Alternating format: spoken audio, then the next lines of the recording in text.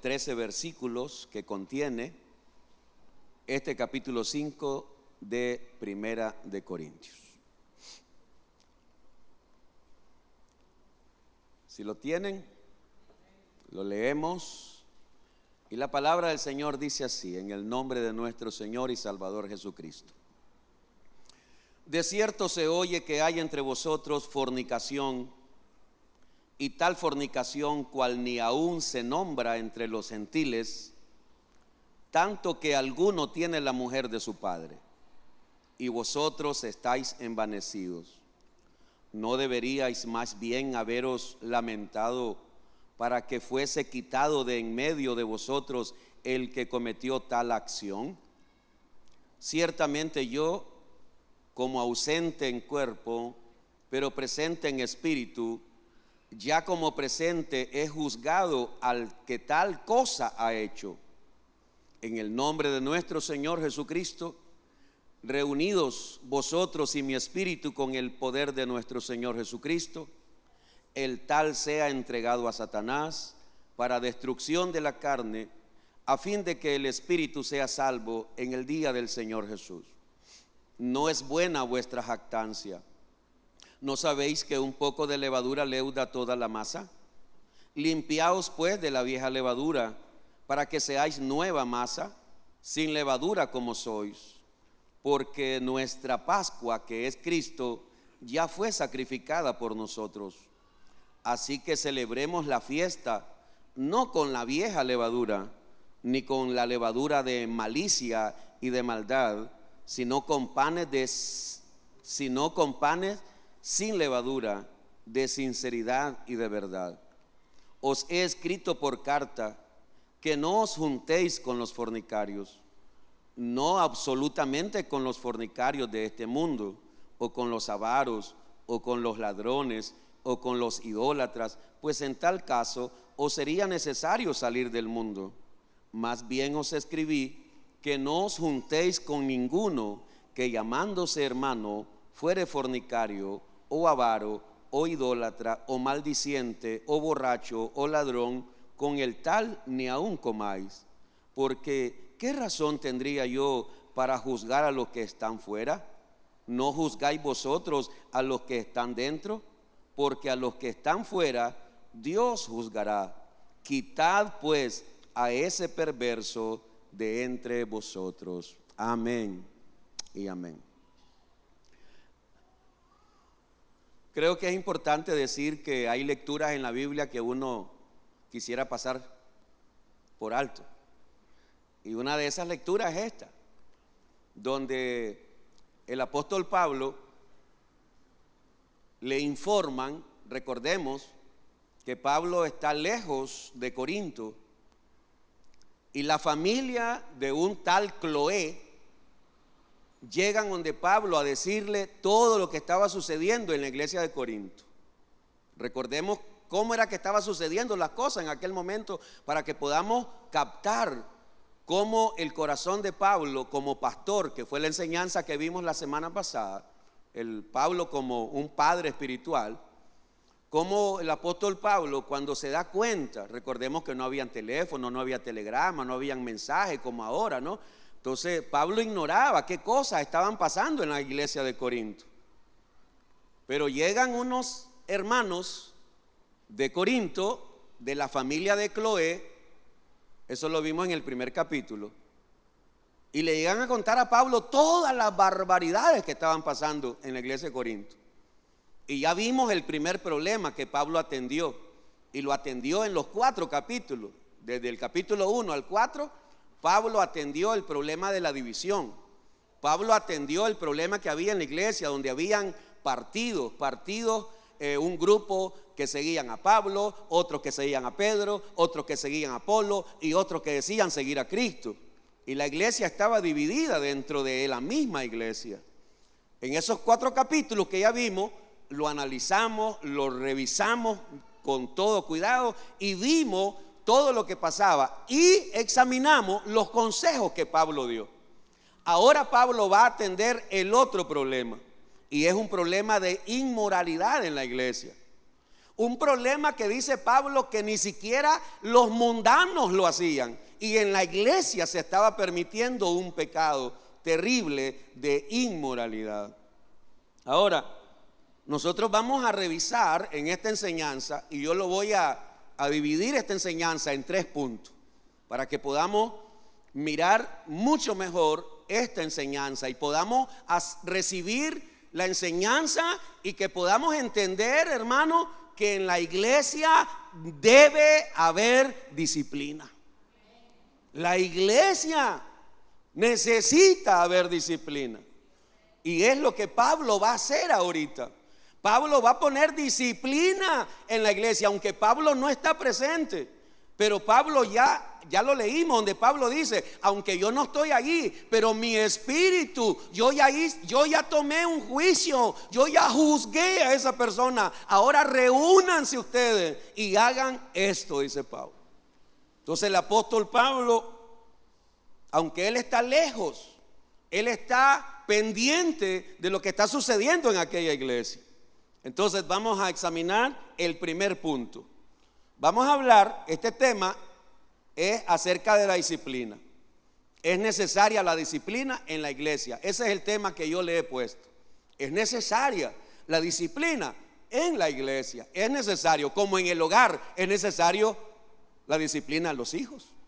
Es necesario que en el hogar haya disciplina para los hijos. Si usted como padre no disciplina a sus hijos, ahora prepárese cuando sus hijos lleguen a la adolescencia. Prepárese cuando sus hijos lleguen a grandes. Si usted no los disciplina ahora, si usted no los corrige ahora, si usted no le llama la atención ahora, si usted no pone orden ahora a sus hijos, ¿qué tipo de hijos estás criando? Entonces cuando estén grandes, ni te lamentes. Es el producto de tu mal formación para tus hijos. Hay padres que creen que amar a los hijos es no corregirlos, no castigarlos. O cuando la mamá lo quiere corregir, el papá, no, ay, déjamelo. O cuando la mamá quiere corregir, el papá, al viceversa, cualquiera de los dos. A veces, entonces los hijos de repente comienzan a creer que la buena es el que no los corrige y el malo es el que los corrige. Y es todo lo contrario, Señor. Es todo lo contrario. Entonces ya los hijos saben a quién ir a buscar cuando su mamá o su papá los quiere corregir. Y peor si hay abuelos de por medio. Ay, los más dañinos son los abuelos. Los más horribles son los abuelos, Señor, cuando se meten a proteger a los nietos. Entonces, pero me voy a centrar a la enseñanza. Ya me estoy desviando. Ya nos vamos a concentrar. Entonces hay una disciplina. Y Pablo viene a tomar una disciplina en aquella iglesia. Entonces, del versículo 1 al 5, vamos a examinar lo siguiente. La disciplina es necesaria por el bien de la persona que cometió el pecado o está cometiendo el pecado. Vamos a ver lo bueno de la disciplina, vamos a ver lo correcto de la disciplina. La disciplina es necesaria en la iglesia por el bien de la persona que está cometiendo el pecado. ¿Alguien me comprende con eso? El apóstol Pablo dice que hay que quitar de en medio a ese hombre que está cometiendo ese pecado. Hay un versículo, lo voy a volver a leer. De cierto se oye que hay entre vosotros fornicación, y tal fornicación cual ni aún se nombra entre los gentiles, tanto que alguno tiene la mujer de su padre. Y vosotros estáis envanecidos. No debía más bien haberos lamentado para que fuese, ahí está, para que fuese ¿qué? Quitado de en medio de vosotros el que cometió tal acción. Mire, no todo está bien clarito en esta lectura. No todo está bien claro. Hay cosas que uno tiene que interpretar de acuerdo a las palabras. Por ejemplo, se cree que ese hombre era un líder de la iglesia. Ese hombre no era cualquier miembro de la iglesia. Ese hombre tenía liderazgo en la iglesia. Y por esa razón el apóstol Pablo dice que hay que quitarlo de en medio. Tiene influencia. Es alguien que tiene influencia, es alguien que tiene liderazgo. Entonces, se cree que era un hombre que tenía liderazgo dentro de la iglesia. Pero lo más terrible, ni siquiera era el pecado de ese hombre. Lo más terrible que pasaba en esa iglesia no era el pecado de él. Lo más terrible era que la iglesia no le quería poner disciplina. Eso es lo más terrible en una iglesia. Que se sepa del pecado de un líder y no se quiera poner disciplina. Déjeme presentarle una escena. Déjeme imaginarme algo que mientras yo estudiaba esto, yo tuve que hacerme algunas ideas. Tal vez no es como yo lo imagino, pero déjeme ponerle un panorama. Supongamos que el papá de este hombre había quedado viudo o se había divorciado. Cualquiera de las dos cosas habían pasado, el papá. Y entonces este hombre se queda viviendo con su hijo. Ya el hijo es un adulto. Este hombre se vuelve a casar, el papá de este hombre que tiene pecado. El hombre se vuelve a casar, pero la mujer es más joven que él. Supongamos que el papá de este hombre, que es líder en la iglesia, era un mal hombre, picado, no le daba buena vida a la mujer. Todo lo que ganaba se lo emborrachaba. Y allá está la pobre mujer aguantando al marido. Y allá está el hijo de este hombre que vive en la misma casa y ve sufrir a la pobre mujer. Ve cómo el padre la maltrata. A él no le gusta. No es su mamá, es su madrastra. Y lo más probable que este hombre, cuando el papá no estaba, este hombre consolaba a su madrastra. Qué barbaridad, mi papá. ¿Cómo es posible que no te valora siendo una mujer tan buena, siendo una mujer tan hacendosa, siendo alguien que cuida la casa? Y entonces yo me imagino, como le digo, nada de eso está aquí en la Biblia. No me vaya a llamar a mí hereje o el pastor. No. Déjeme inventar algo, porque yo estoy seguro que algo pasó en aquella familia. Algo tuvo que haber pasado. Las cosas no sucedieron así por así. Y entonces aquel hombre consoló a su madrastra y la consolaba todos los días. Y la madrastra era un mar de lágrimas con él, y el otro siempre la oía, y como era un líder, la ministraba, le hablaba de la palabra. La mujer no era cristiana. Ahora, eso es importante saberlo. La mujer no era cristiana. ¿Y por qué sabemos que no era cristiana? Porque Pablo no la manda a poner disciplina a ella. Pablo no le manda a poner disciplina a ella, ni siquiera dice nada de ella. Solo habla del hombre, ¿verdad? Entonces, eso da a entender que esa mujer no era ni miembro de la iglesia, ni líder de la iglesia, sino que era una mujer mundana. Pero él sí tenía liderazgo en la iglesia. Y entonces este muchacho, este hombre, de tanto ministrarle, hablarle la palabra, al final termina enamorándose. Pregunto, ¿suceden esos casos o no? ¿Han sucedido en estos tiempos o no? De pastores que de estar ministrando, que la hermana que siempre llega buscando consejería, y consejería el lunes, y consejería el viernes, y consejería otra vez el lunes, y otra vez el viernes, y de repente aquello se formó y salió un monstruo y vino el pecado. Esas cosas han sucedido en estos tiempos, señores. Por eso es que recomendamos en los líderes, y por eso es que recomendamos, ¿verdad?, que no debería un hombre atender a una mujer o una mujer atender a un hombre. Por eso lo recomendamos.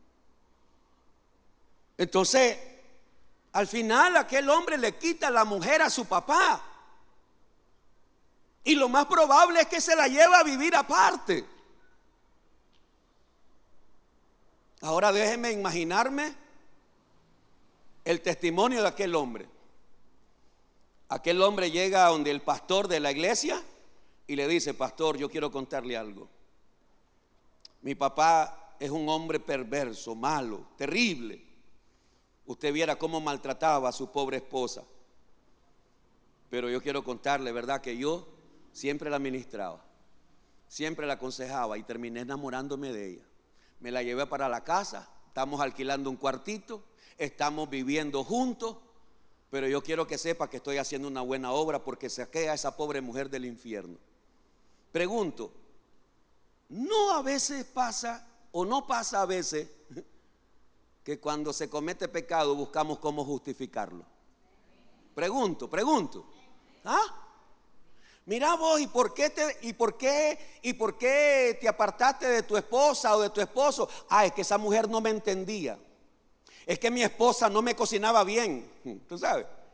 Es que nunca me tenía la ropa lavada. Pero a la que es mi amante, esa sí todo me prepara.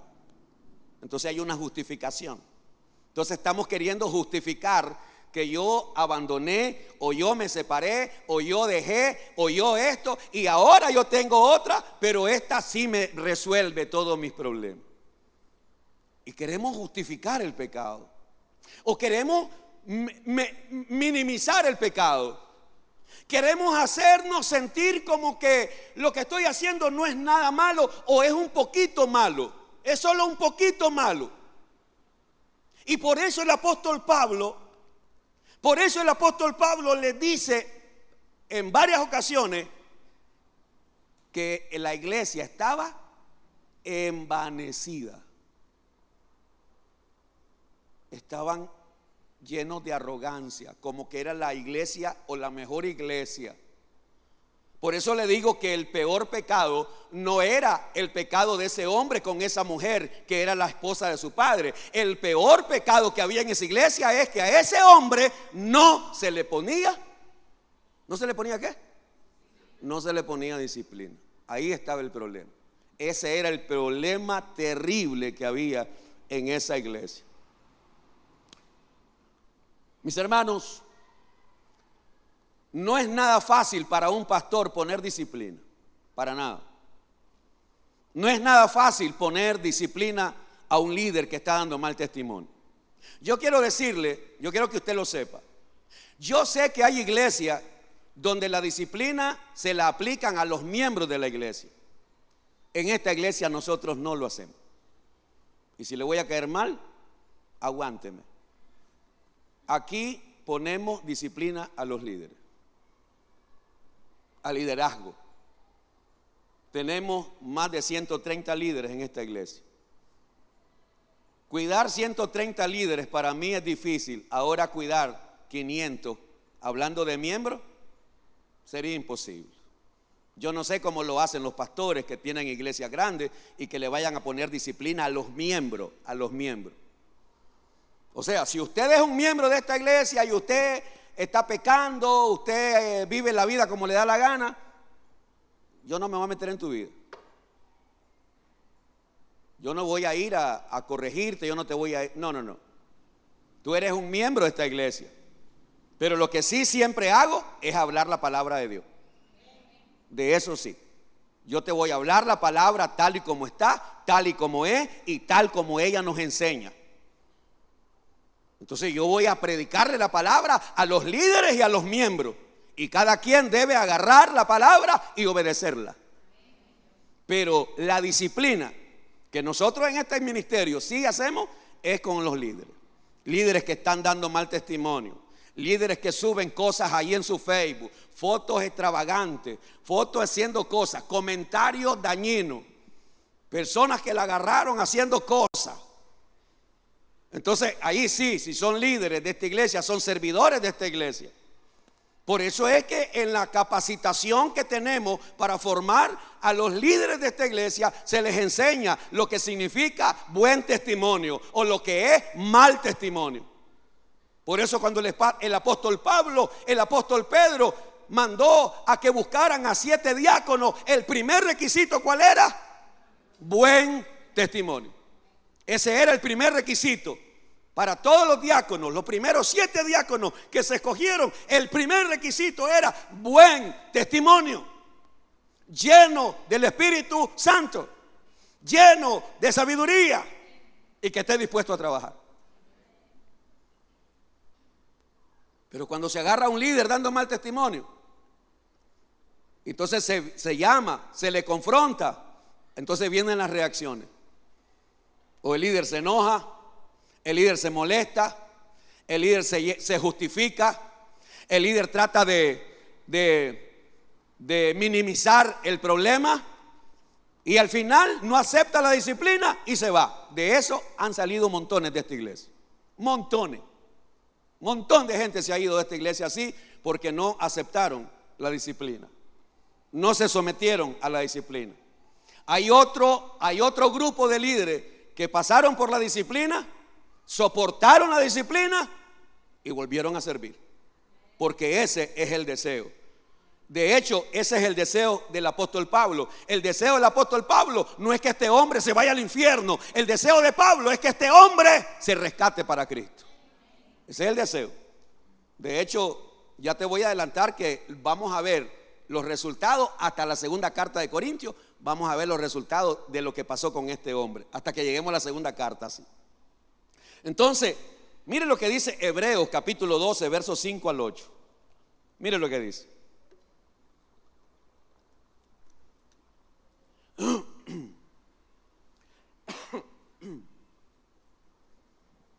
Hebreos 12, versos 5 al 8. Y habéis ya olvidado la exhortación que como a hijos se os dirige, diciendo: hijo mío, no menosprecies, ¿qué cosa? La disciplina del Señor. No menosprecies, no rechaces, no te corras de la disciplina del Señor, ni desmayes cuando eres reprendido por Él. Porque el Señor al que ama, dígalo hermano, al Señor al que ama, eso es parte del amor. La disciplina es parte del amor. Cuando padres, madres, cuando tú corriges a tus hijos, tú le estás demostrando el verdadero amor. Cuando los corrige. Cuando los corrige. Porque el Señor al que ama disciplina y azota a todo el que recibe por hijo. ¿Qué cosa? ¿Qué hace? Entonces, cuando la disciplina, el chavalo no entiende, ¿qué le va a caer? La disciplina puede ser, mira, tráeme esa tablet. ¿Qué chavalo no tiene tablet hoy? Tráeme ese celular. No hay televisión, no hay tablet, no hay juego, no hay nada. Disciplina. Pero siguió de rebelde, siguió de testarudo el chavalo, el cipote. ¿Tú sabes qué vas a hacer? Va el cuerazo, va la regla, va el barejón, va la coyunda. ¿Aló?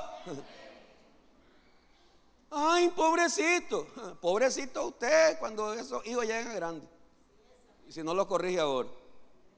Sigo leyendo. ¿Dónde quedé? Verso 6. Porque el Señor al que ama disciplina y azota a todo el que recibe por hijo. Si soportáis la disciplina, ¿qué hay que hacer con la disciplina? Hay que soportarla. Si soportáis la disciplina, Dios os trata como a hijos. Porque ¿qué hijo es aquel a quien el padre no disciplina? Pero si se os deja sin disciplina, de la cual todos han sido participantes, entonces sois bastardos y no. Entonces, si Dios nos dejara a nosotros sin disciplina, no seríamos hijos, seríamos bastardos. Entonces lo mismo está diciéndote Dios a ti como papá. Tú no corriges a tus hijos. Entonces tú los estás tratando como bastardos, no como hijos. Gálatas capítulo 6, versos 1 y 2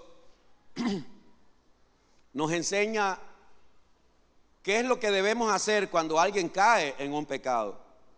¿Qué es lo que debemos hacer cuando un líder cae en un pecado, en un mal testimonio, en alguna situación que afectó su liderazgo? Gálatas 6, versículo 1 y 2.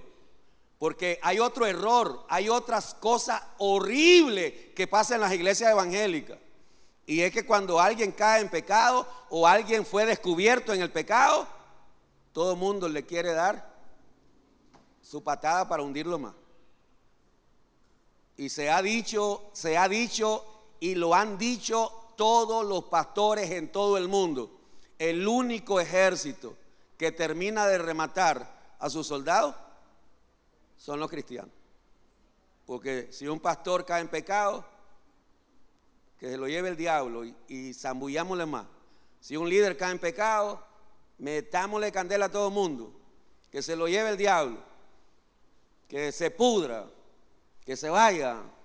Y entonces la pregunta aquí es: ¿quién es tan santo para no pecar? ¿O quién es tan limpio para no tirar una piedra o para tirar la piedra?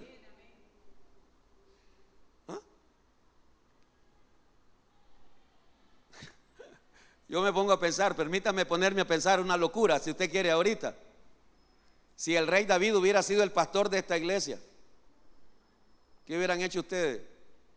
Que encuentran al pastor David, que se fue a revolcar con otra ya. ¿En disciplina? ¿Va en disciplina? ¿Dios le puso disciplina a David por eso? Pregunto, ¿Dios le puso disciplina? Y después Dios lo restauró. Pero eso es lo que a nosotros nos cuesta hacer. No nos gusta restaurar. Mire lo que dice Gálatas 6, versos 1 y 2. No nos gusta restaurar. Es más fácil condenar. Es más fácil pisotear. Es más fácil hundir. Es más fácil tirarle patada al que está en el suelo. Mire lo que dice Gálatas 6, 1 y 2. Hermanos, si alguno fuere sorprendido en alguna falta, vosotros que sois espirituales, ¿qué dice? ¿Qué dice? Restaurarle con espíritu de mansedumbre, considerándote a ti mismo, no seas que tú también seas tentado. Sobrellevar lo uno la carga de lo otro y cumplir así la ley de. ¿Y tú sabes cuál es la ley de Cristo? Es el amor. Esa es la ley de Cristo. No es la ley ojo por ojo. La ley de Cristo es el amor. Y por eso cuando llevaron a la adúltera, todo el mundo pensaba que el Señor tenía que condenarla. Y el Señor dijo: ni yo te condeno. Pero le dijo: vete. ¿Y qué le dijo? Y no peques más. Ok, te voy a perdonar, pero no vayas a seguirlo haciendo. ¡Aló! No sigas haciendo lo mismo.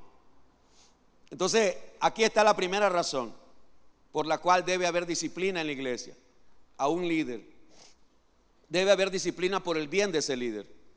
Debe haber disciplina para darle una atención a ese líder. Debe haber una disciplina para que ese líder se corrija, para que ese líder se restaure. Ahora, si el líder no quiere la disciplina, si el líder no quiere la disciplina, pues no puede volver a liderar. Puede estar como miembro, pero la mayoría se van porque terminan avergonzados, terminan apenados y se van. Entonces ahí está la primera razón de la disciplina. Número 2, la disciplina es necesaria por el bien de la iglesia. La disciplina es necesaria por el bien de ¿quién, hermano? Ya dijimos, primero es necesaria por el bien del que está cometiendo el pecado. Pero ahora vamos a ver que la disciplina es necesaria por el bien de la iglesia. Mire lo que dice el verso 6 al 8. 6 al 8. 6 al 8. No es buena vuestra jactancia. ¿No sabéis que un poco de levadura leuda toda la masa? Limpiaos pues de la vieja levadura para que seáis nueva masa, sin levadura como soy. Porque nuestra Pascua, que es Cristo, ya fue sacrificada por nosotros. Así que celebremos la fiesta no con la vieja levadura, ni con la levadura de malicia y de maldad, sino con panes sin levadura de sinceridad y de verdad. Ok, ahora mire lo que dice. Ahora viene el apóstol Pablo. Y va a tomar la ilustración de la levadura. Y entonces el apóstol Pablo les dice en el verso 6, no es buena vuestra jactancia. Ustedes en la iglesia están todavía jactándose, aunque hay alguien que está cometiendo pecado, y ustedes se sienten como que no ha pasado nada, como que aquí todo el mundo está bien, como que la obra de Dios está buena. No, esa jactancia no está bien, dice Pablo. ¿Por qué? Porque un poco de levadura, y la levadura es comparada con el pecado. Un poco de pecado, ¿tú sabes qué va a hacer en la iglesia? ¿Tú sabes qué va a hacer en la iglesia? La va a contaminar. Ese líder que no se está corrigiendo, a ese líder que se le está permitiendo el pecado, a ese líder que está haciendo cosas ocultas. Ahora, si es un líder que está haciendo las cosas ocultas y el pastor no lo sabe, y en la iglesia no lo sabemos, como hace muchísimos años, vino alguien aquí bien molesto, enojado, preguntando, ¿quién es el pastor? ¿Quién es el pastor? Y entonces tuve que salir y ¿cómo es posible que usted aquí tiene a esa mujer? ¿Qué mujer? La fulana de tal. Que usted la tiene como líder aquí. Y esa mujer, y comenzó a decirme cosas. Bueno, yo quiero que usted sepa primero que no soy Dios. No tengo una bolita mágica para saber cómo vive la gente allá en la calle. Pero si lo que usted me está diciendo es verdad, entonces usted va a venírmelo a decir delante de la persona. Si lo que usted me está diciendo es verdad, entonces usted me lo va a decir. Y si atendió el asunto. Pero hay gente que allá en la calle de repente dice, ¿cómo es posible que el pastor en la iglesia de Restauración permitan que la fulana de tal sea líder? No, pero si yo no sé nada, ¿por qué me condenan a mí? Pero si es verdad lo que ese líder está haciendo y un día sale a la luz, aquí va a haber una disciplina. Va a haber una disciplina. Entonces, el apóstol Pablo está diciendo que un poco de levadura. Y cuando estaba leyendo esto, se me vinieron recuerdos de mi pueblito, Malacatoya. En la casa de mis padres, allá en Malacatoya, mi papá puso una panadería. Mi papá era un hombre súper trabajador, como nadie. Qué hombre más inteligente.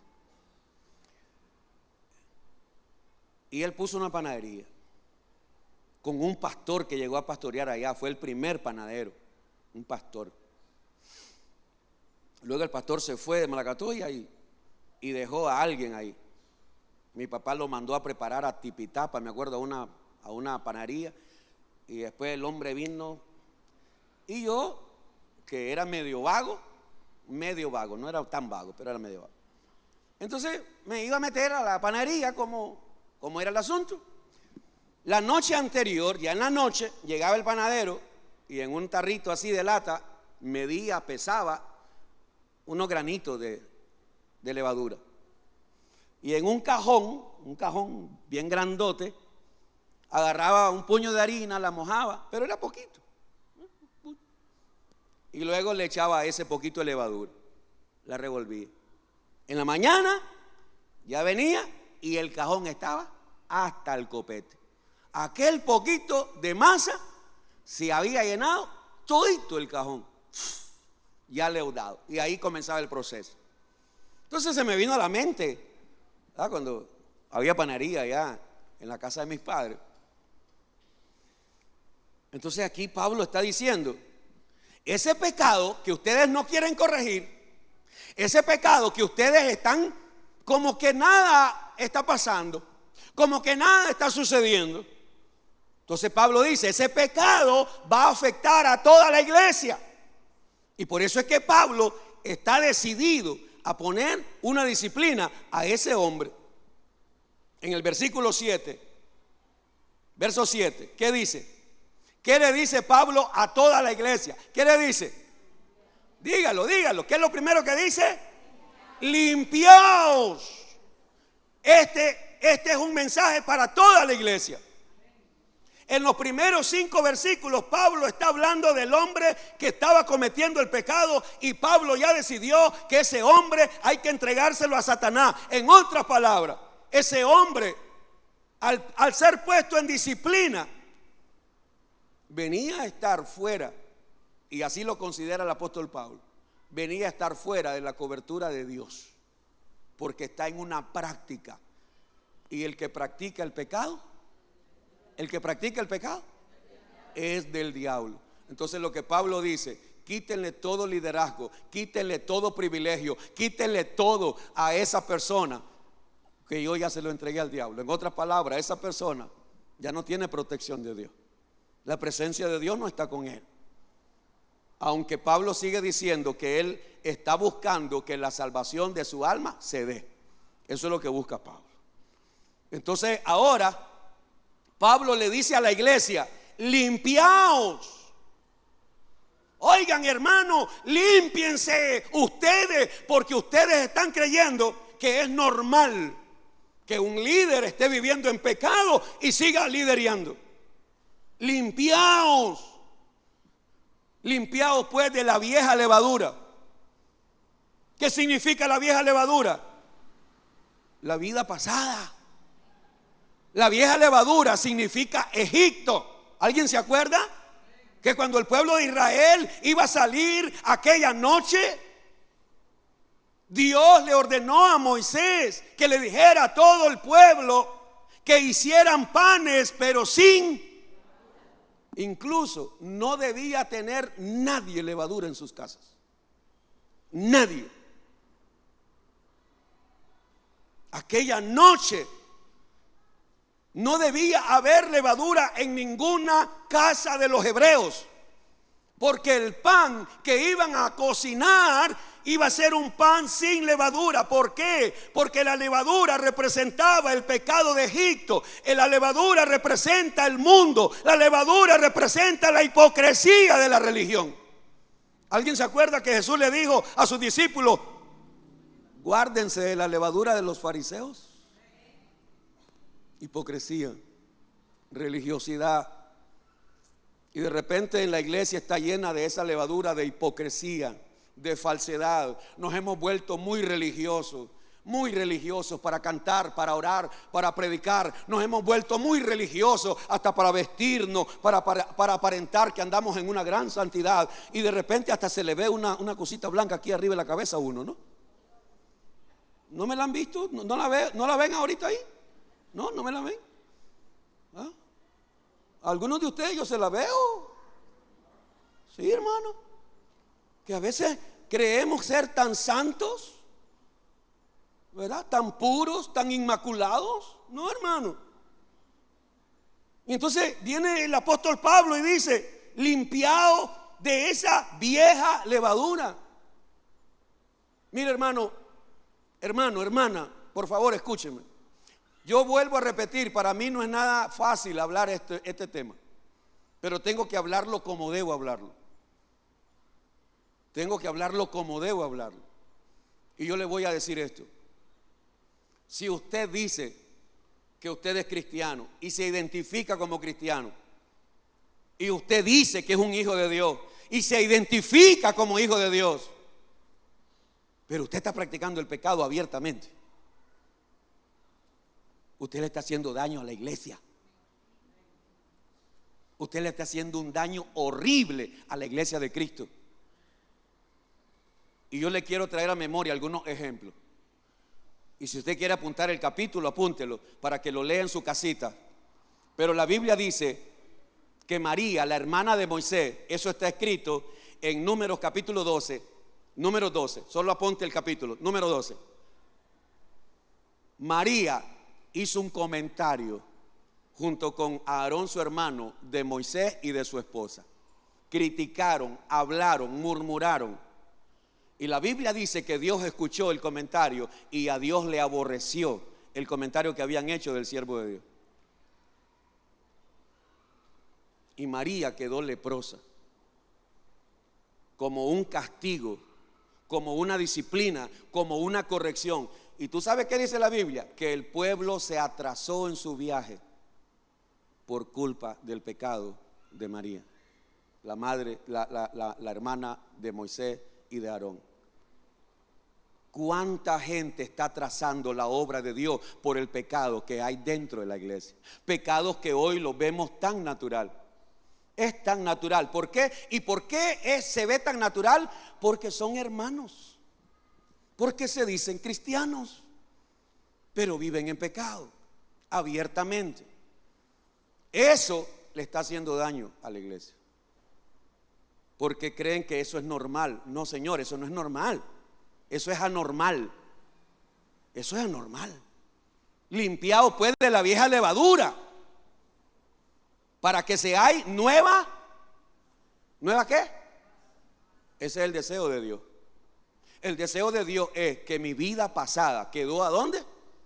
En el pasado. Pero si yo digo que soy cristiano, entonces en mi vida tuvo que haber habido un cambio.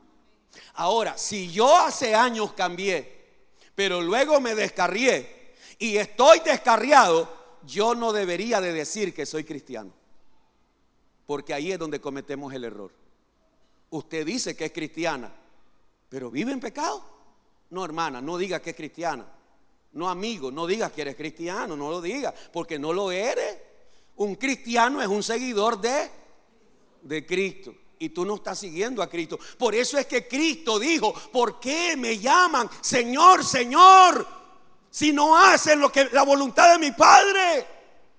¿Por qué te atreves a llamar a Jesús Señor si no quieres hacer lo que Él dice?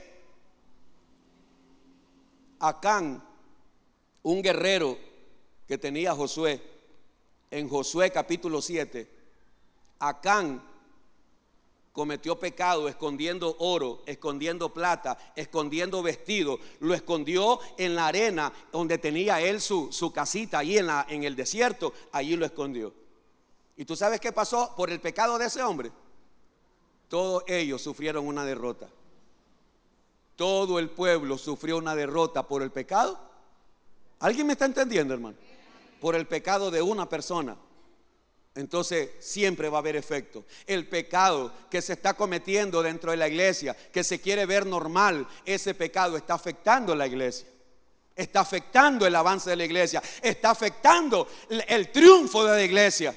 Porque allí, por el pecado de Acán, vino una derrota. Josué capítulo 7. David, un día se le ocurre a David hacer un censo para saber cuántos hombres valientes tenía. Y el general le dice: no, mi rey, no es necesario hacer ningún censo, Dios te va a dar más guerreros. Y David se encaprichó. Pero ¿sabes qué dice la Biblia? Que fue Satanás el que le puso eso en el corazón a David. Satanás le puso. Y David mandó a hacer un censo y luego vino la corrección. ¿Solo David lo sufrió? No. Las familias del pueblo, porque murieron, no sé cuántos miles murieron de hombres valerosos. ¿Te das cuenta cómo el pecado de una sola persona puede afectar no solamente a una familia, puede afectar una congregación, puede afectar una nación? El pecado de una persona. Pero no estamos hablando de cualquier persona, estamos hablando de personas que conocen a Dios. No estamos hablando del pecado de la gente mundana, estamos hablando del pecado que se comete de la gente que dice ser hija de Dios. ¿Alguien comprende? En la iglesia de Tiatira, en capítulo 2 de Apocalipsis, versículo 20 al 23, aparece una mujer llamada Jezabel. Y dice la Biblia que por el pecado de Jezabel muchos ya estaban contaminados. ¿Y qué tuvo que hacer Dios? Tuvo que mandar una palabra de juicio para esa mujer. Te he dado tiempo para que te arrepientas, le dijo.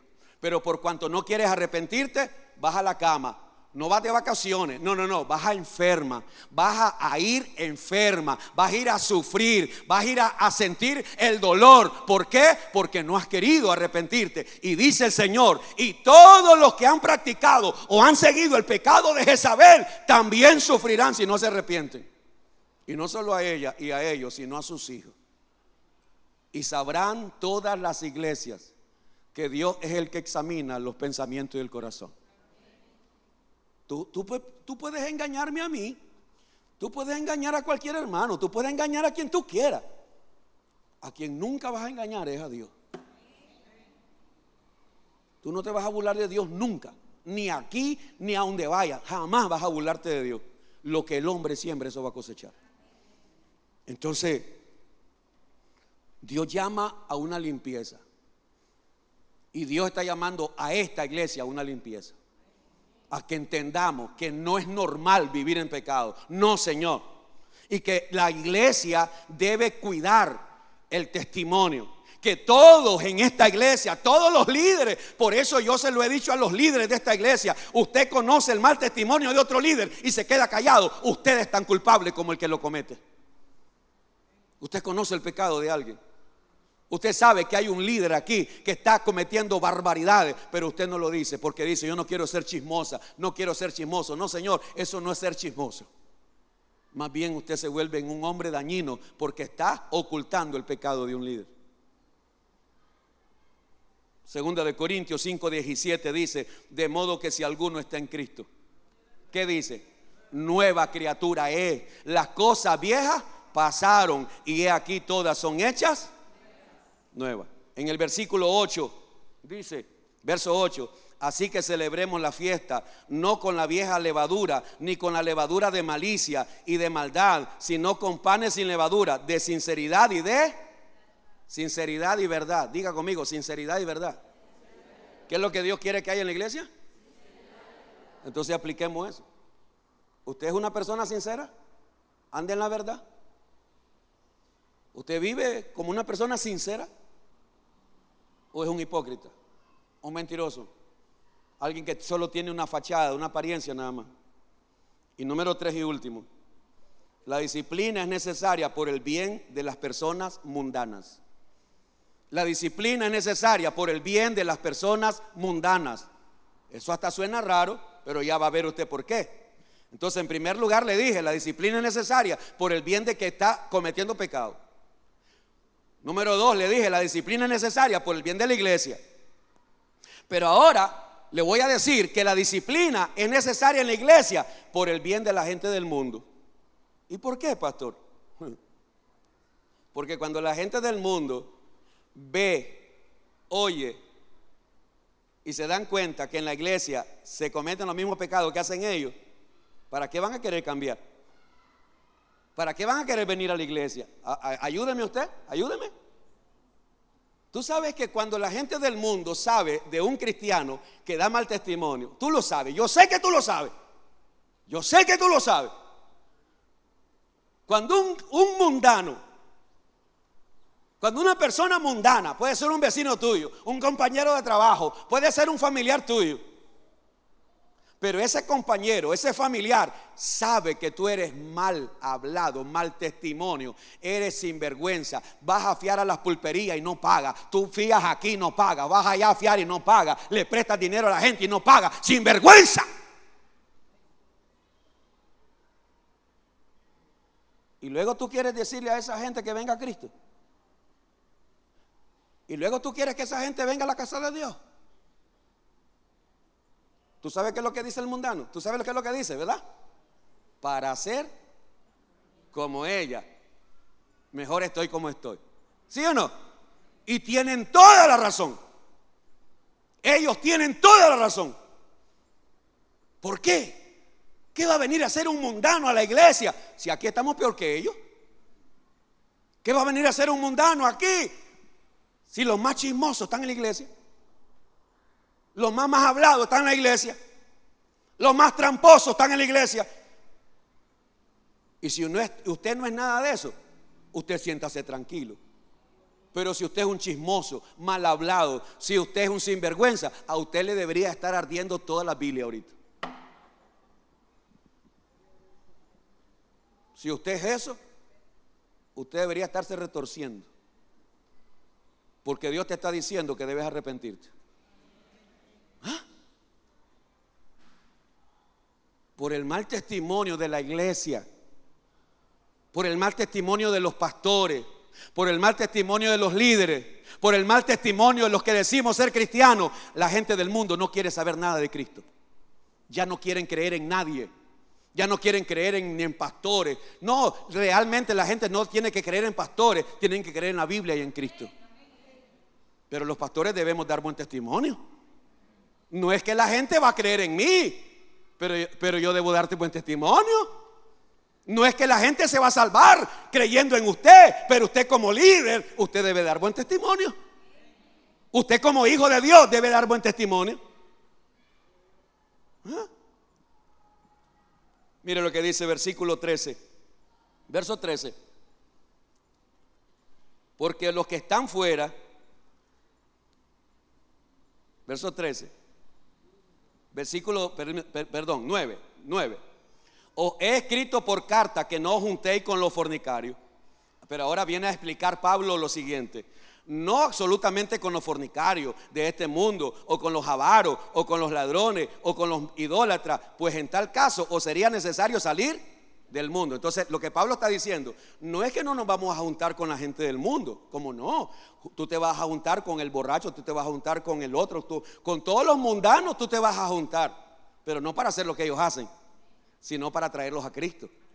Entonces el apóstol Pablo dice: es normal que nos juntemos con la gente mundana, es normal que nos relacionemos con gente mundana, porque si no, entonces no tendríamos que ir al cielo. Jesucristo se relacionaba con prostitutas, se relacionaba. Jesucristo se relacionaba con borrachos, pero no era borracho. Jesucristo se relacionaba con gente ladrona, pero él no era un ladrón. ¿Aló? ¿Y qué era lo que él hacía? Tratar de que ellos reconocieran su pecado y se arrepintieran. Entonces nosotros, es normal que nos juntemos con alguien de allá afuera, que sea un borracho, sea un adúltero, sea un idólatra, sea un brujero, sea cualquier cosa, un homosexual, una lesbiana, cualquier persona que esté practicando. Es normal que podamos tener hasta una amistad y le hablemos y le invitemos a Cristo y le demos testimonio. Eso es normal y la iglesia debería estar haciendo eso. Pero luego Pablo va a decir algo que a todos nos debe doler, arder, no sé qué más. Pero mire lo que dice, versículo 11: más bien os escribí. Ahora está diciendo: lo que yo les quiero decir es esto. Más bien os escribí que no os juntéis. Abra los ojos, hermano, hermana. Más bien os escribí que no os juntéis con ninguno que llamándose ¿qué? Hermano. ¿De qué otra manera nos llamamos? Cristianos, siervos de Dios, hija de Dios, hijo. Entonces, ok, más bien os escribí que no os juntéis con ninguno que llamándose hermano fuere fornicario, o avaro, o idólatra, o maldiciente, o borracho, o ladrón, con el tal ni aún. ¿Hasta qué grado llega Pablo de radical? No, es que Pablo era un hombre tan radical que Pablo dice: si hay alguien que dice que es hermano, que dice que es cristiano, que dice que es hijo de Dios, entonces dice Pablo: ¿tú sabes cuál es la disciplina para esos que se dicen ser hermanos pero que no son? La disciplina es que no te juntes con él. Y no solo no te juntes, no comas con él, no comas con ella, no te sientes a comer. ¿Por qué? Porque esa persona cree que es hermano, cree que es cristiano. Una vez más le vuelvo a recordar: ¿es fácil lo que estoy predicando? No, para mí no es fácil, pero tengo que hacerlo y tengo que enseñárselo a la iglesia. Hace unos años, una hermana, miembro de otra iglesia con la que conversábamos, y ella me contaba lo que pasaba en su iglesia. Por ejemplo, una vez me contó y me dice: pastor, en mi iglesia una vez yo di un mal testimonio, o sea, yo hice algo indebido. Y usted sabe, me dice, ¿qué es lo que hizo mi pastor? Me dice. No, hermana, no sé, dígame, para ver si aprendo algo. Yo le digo: en mi iglesia el pastor, cuando hay alguien que da mal testimonio, lo dice públicamente. Y cuando hay Santa Cena, el pastor dice que la señora o el señor fulano de tal no debe tomar Santa Cena porque está en pecado o está en disciplina. Pastor, eso es vergonzoso, me dice. Pero no solo eso, en mi iglesia dice, hay bancas. Y la disciplina es que el parte de la disciplina es que al que le han puesto disciplina, lo mandan a sentarse siempre a la última banca. En esa última banca no se sienta nadie, solo los que están en disciplina. Ya el que está sentado en esa banca, ya todo el mundo sabe que está en disciplina. A mí hasta que se me pararon los pelos. Yo saliera corriendo de esa iglesia como miembro, yo me hubiera ido. Y la hermana me dice, pero allí me puso el Señor, me dice, y pues allí yo aguanté, me dice, la disciplina, nadie se me acercaba, nadie me daba la mano, dice, terminaba el culto y todo el mundo me saludaba, a mí nadie me saludaba, porque todo eso era parte, dice, de la disciplina. A mí nadie me invitaba a su casa, nadie me dirigía, hasta que terminaba la disciplina, entonces el pastor volvía a mencionar, hermano, queremos decirle que ya el hermano fulano de tal, o la hermana fulana de tal, ya sale de su banca, venga hermanita de su banca, venga ahora a sentarse por acá, y ya todo el mundo la puede saludar, ahora todo el mundo darle abrazo y beso. ¿Usted se imagina? ¿Alguien aquí se apunta para mandarlo a esa iglesia? Ay, Dios mío, ayúdame, Padre. ¿Ah? Mateo 5:13, ya termino. Mateo 5:13. Mateo 5:13. Vosotros sois la sal de la tierra. Mateo 5:13. Ahí lo tiene, creo yo. Ahí está, mire. Oiga lo que dice este versículo, dicho por nuestro Maestro, por nuestro Salvador Jesucristo. Vosotros sois la sal de la tierra. Pero si la sal se desvaneciere, ¿con qué será salada? No sirve más para nada, sino para ser echada afuera y ser ¿qué? Hollada, pisoteada por ¿quiénes? Tú sabes lo que está diciendo Jesús, ¿verdad? Todo cristiano, todo hijo de Dios, toda persona que cree en Él, pero ya perdió el sazón por su mal testimonio. Porque si somos la sal es para darle sazón a otro, es para llevar sabor, el sabor de Cristo, es para llevar el olor de Cristo, es para llevar el evangelio de Cristo. Yo espero que alguien me entienda. Pero cuando ya el cristiano ya perdió todo, ya no tiene sazón, ya no sirve para nada. Y lo único que va a servir es para que la gente del mundo lo pisotee. Mira a esa y era cristiana, mira ahora cómo vive. Mira ese era cristiano, míralo cómo vive. Mira ese era pastor, mira dónde, cómo está. Mira aquel era líder, mira cómo anda. Entonces la gente que ha salido, ¿verdad? Y por su mal testimonio y no se enderezan y no recuperan, entonces solo sirven para ser pisoteados por la gente. Eso no lo digo yo, eso lo dijo Jesucristo. Voy a terminar leyendo versículos 2 y 13. Porque qué razón tendría yo para juzgar a los que están afuera, no juzgáis vosotros a los que están dentro, porque a los que están fuera Dios los juzgará. Quitad pues a ese perverso de entre vosotros. Pablo dice, Dios no me puso a mí a juzgar a la gente de allá afuera. Yo no he venido a juzgar allá afuera, no. Pero la gente de aquí adentro, dice Pablo, es mi responsabilidad como pastor, como apóstol, tener que poner disciplina. Y entonces Pablo termina este capítulo determinado y dice, quitad a ese perverso de entre vosotros. Esa persona no puede seguir en ese puesto, esa persona no puede seguir en ese lugar, esa persona no puede seguir en ese ministerio, esa persona no puede seguir, no debe seguir. Y la iglesia lo tuvo que hacer por obediencia a lo que el apóstol Pablo había dicho. Termino diciéndote, hermano, que la disciplina no causa alegría, pero la disciplina, si la ejercemos, luego trae fruto. Hebreos 12:11 dice, es verdad que ninguna disciplina al presente parece ser causa de gozo, sino de tristeza, pero después da fruto apacible de justicia a los que en ella han sido ejercitados.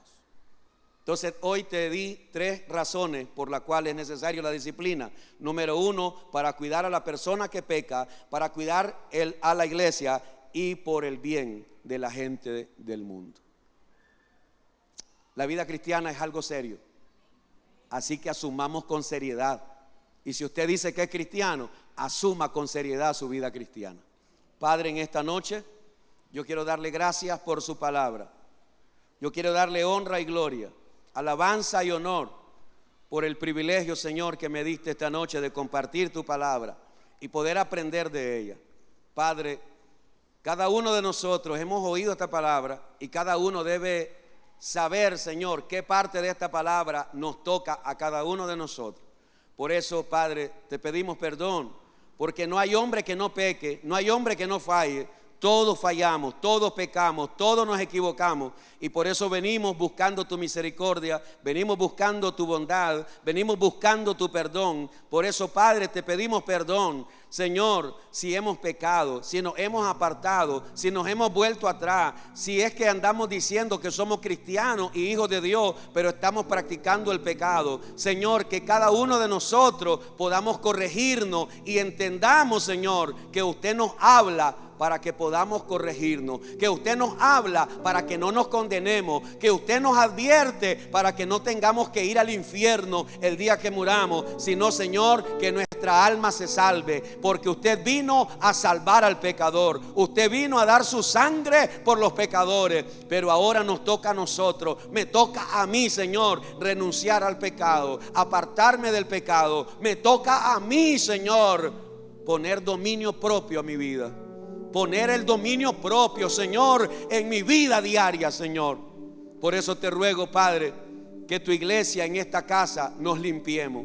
Que cada uno de nosotros asumamos, Señor, nuestro compromiso de limpiarnos, de aceptar lo que está mal en nuestra vida y no tratar, Señor, de escondernos, sino venir ante su presencia con humildad y decirte: Padre, es verdad, he fallado, estoy fallando, he pecado, me aparté, pero quiero enderezarme, quiero volver a ti, Señor, perdóname. Como el hijo pródigo te decimos: Padre, perdónanos.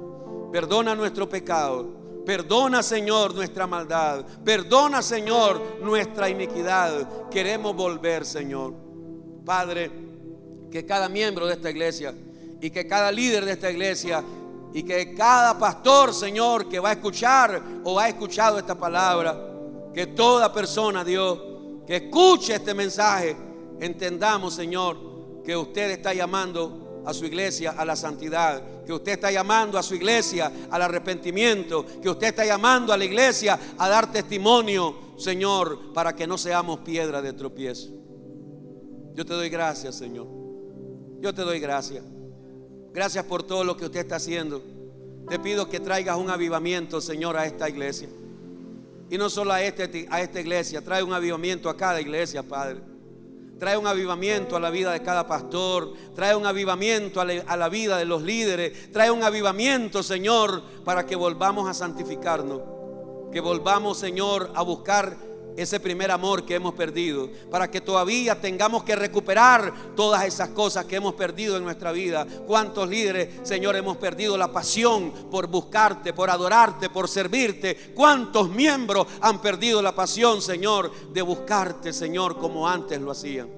Señor, que podamos recuperar lo que hemos perdido y volvamos a ese primer amor, y volvamos a la santidad, volvamos al temor a Dios, volvamos, Señor, a esos tiempos de intimidad.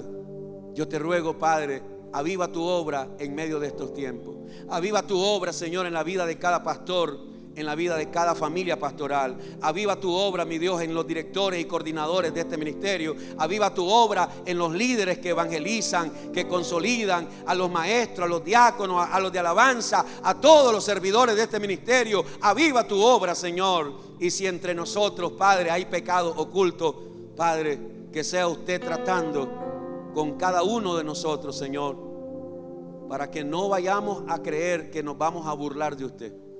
Señor, si hay pecado oculto entre nosotros, yo te ruego, mi Dios, que cada líder, cada pastor, cada servidor, seamos sinceros, Señor, y traigamos nuestros pecados ante tu presencia, y que reconozcamos, Dios, que no podemos seguir haciendo la obra que usted nos ha encomendado, haciéndola, Señor, con el pecado, porque el pecado, Señor, siempre traerá muerte, traerá dolor, traerá luto, pero usted nos ha traído vida y vida en abundancia.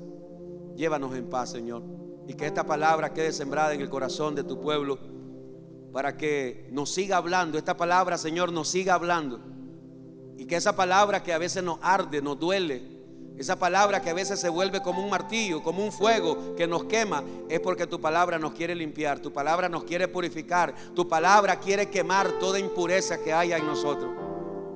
Y tu palabra como martillo nos quiere moldear, Señor. A veces tu palabra, Señor, es dura, pero esa palabra es así para que nosotros seamos moldeados en esa iglesia santa, en esa iglesia vestida de lino fino, limpio y resplandeciente. Ayúdanos a perseverar, Señor.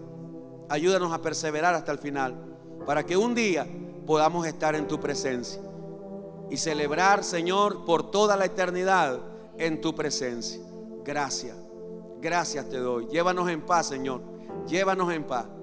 Tu palabra dice: amado, yo deseo que tú seas prosperado y que tengas salud, así como prospera tu alma. Todo esto te lo pedimos con acción de gracia en el nombre de Jesús. Amén y amén, Señor.